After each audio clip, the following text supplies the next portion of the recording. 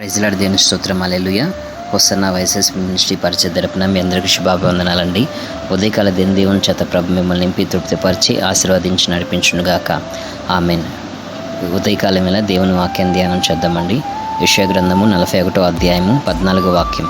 పురుగు వంటి యాకోబు, స్వల్పమగు ఇశ్రాయేలు, భయపడకుడి, నేను నీకు సహాయం చేయుచున్నాను అని యెహోవా సెలవిచ్చుచున్నాడు. నీ విమోచకుడు ఇశ్రాయేళ్ల పరిశుద్ధ దేవుడే. ఇశ్రాయేల్ని కాపాడువాడు కురుకుడు నిద్రపోడు అనేసి కూడా ఇంకో చోట వాక్యం ఉండిద్ది.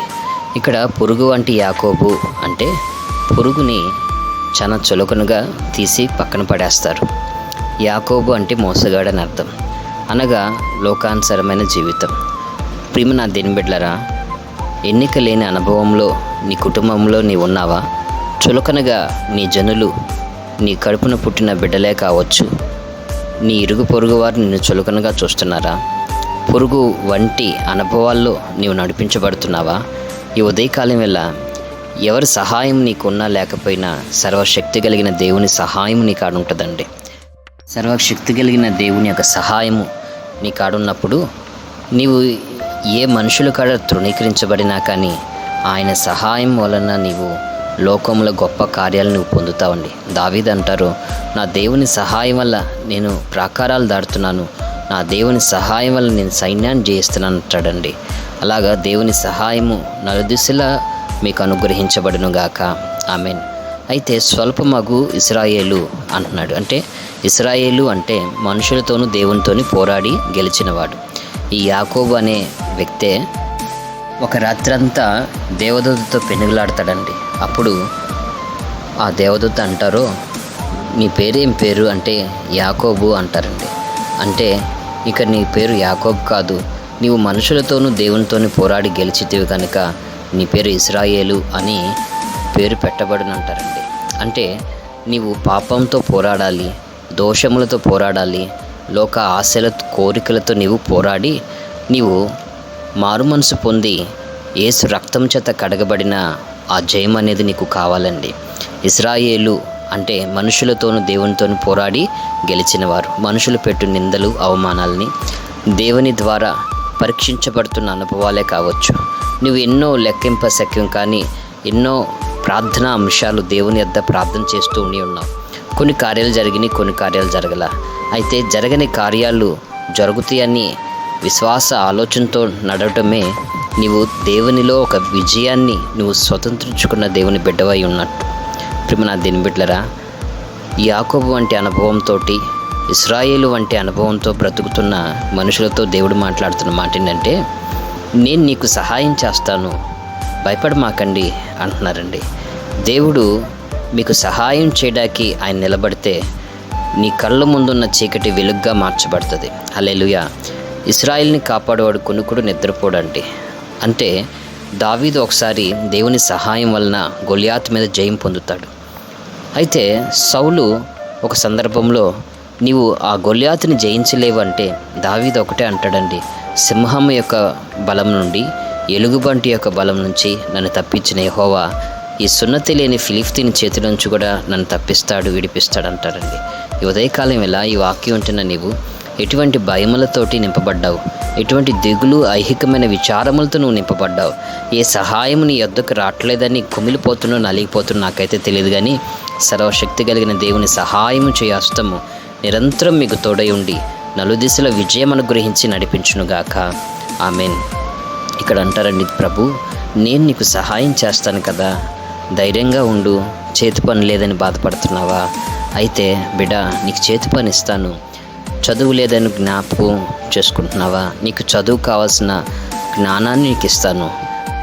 ఈ జీవితంలో కన్నీరు ఎమ్మటి కన్నీరు, శ్రమ ఎమ్మటి శ్రమ, ఇరుకు ఎమ్మటి ఇరుకు, ఇబ్బందికరమైన అనుభవంలో నడిపించబడుతున్నావా? ప్రభు అంటారు, నేను ఉన్నాను కదా, సహాయం చేస్తాను. ఆరోగ్యమా నేను ఇస్తాను, చేతి పని నీకు ఇస్తాను, నెమ్మది ఇస్తాను. చెదిరిపోయిన గుండె అనుభవంలో ఉన్నావా? నీ గుండెని బాగు చేస్తాను అంటున్నాడండి. ఉదయకాలం ఇలా నా దేవుని సహాయము మీకు కలుగును గాక. నీవు భయపడితే దేవుని సహాయం పొందలేవండి.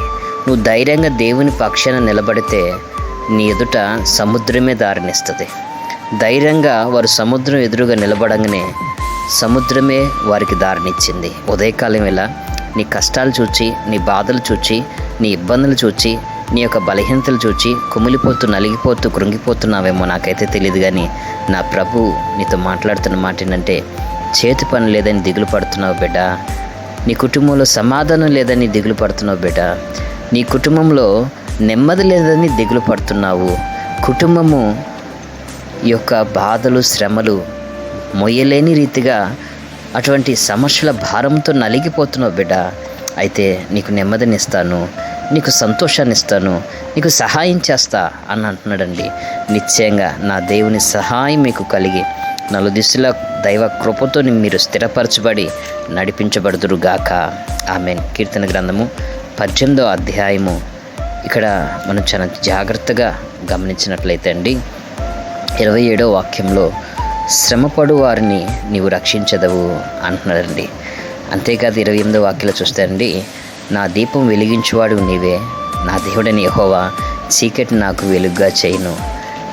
నీ సహాయం వల్ల నేను సైన్యములు జయించును, నా దేవుని సహాయం వల్ల ప్రాకారములు దాటుతును అంటున్నాడండి. నిశ్చయంగా ప్రాకారములు దాటగలిగిన సహాయము, సైన్యము జయించగలిగిన సహాయము, చీకటిని వెలుగుగా మార్చగలిగిన, పొందగలిగిన సహాయము నా ప్రభు మీకు అనుగ్రహించునుగాక.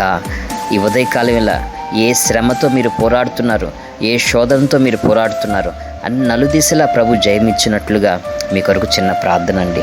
కృపా సత్య సంపూర్ణ దేవ మీకు స్తుతి స్తోత్రం చెల్లిస్తున్నాం.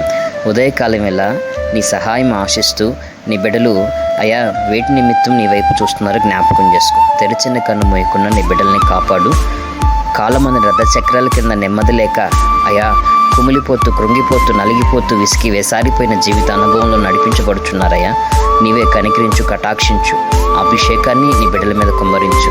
నీ సహాయం వల్ల సైన్యం మీద జయమిస్తారన్నావు, చీకటిని వెలుగ్గా మారుస్తానంటున్నావు అయ్యా. శ్రమపడు వారిని నేను రక్షిస్తానని వాగ్దానం చేసావయ్యా. మాట ఇచ్చిన దేవుడు నా తండ్రి, నీకు స్తోత్రం అయ్యా. నీ బిడ్డలకి సహాయం దయచే, నీ కృప తోడుగా ఉంచు, నీ హస్తము తోడుగా ఉంచి నలుదిశల విజయం అనుగ్రహించి బలపరచమని, సర్వశక్తి కలిగిన కార్యాలు నీ బిడ్డల జీవితంలో జరిగించమని, ఉదయకాల దేవుని చేత నీ బిడ్డలైన వారిని నింపి తృప్తిపరచమని, నలుదిశల ఐక్యత శక్యత దయచమని నజరుడైన యేసుక్రీస్తు ప్రశస్త నామం ప్రార్థిస్తున్నాం తండ్రి. ఆమేన్. తండ్రి అయిన దేవుని ప్రేమ, తన కుమారుడైన యేసుక్రీస్తు కృప, ఆదరణకర్తైన పరిశుద్ధాత్మ దేవుని అన్ని సన్నిధి సహవాసం కృప ఈ వాక్యం ఉన్న ప్రతి ఒక్కరికి తోడయండి. నలుదిశల జయం అనుగ్రహించి దైవ సహాయము ద్వారా ముందుకు నడిపించబడుదురుగాక. ఆమేన్.